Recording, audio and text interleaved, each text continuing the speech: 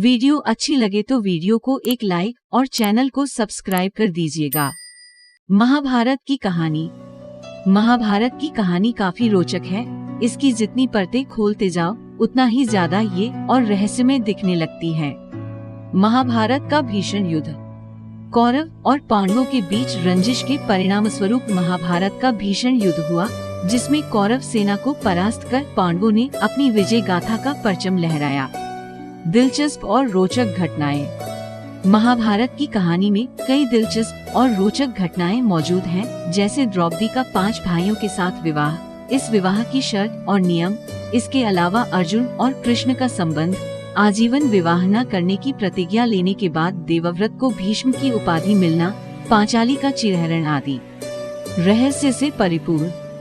इन सभी के अलावा महाभारत में कुछ ऐसी घटनाएं घटित हुई जो दिलचस्प से ज्यादा रहस्य से परिपूर्ण है, जैसे शकुनी का प्रतिशोध, भीष्म को मिला इच्छा मृत्यु का वरदान, शांतनु का गंगा से विवाह, अम्बा का श्राप और शिखंडी का जीवन आदि।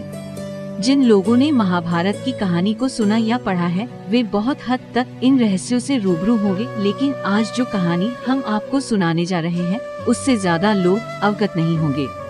महाभारत का युद्ध अपने अंतिम चरण पर था। अम्बा की वो प्रतिज्ञा पूरी हो गई थी जिसके अनुसार वह भीष्म की मौत का कारण बनना चाहती थी। शिखंडी के रूप में अपने पुनर्जन्म में उसने ये प्रतिज्ञा पूरी कर ली थी।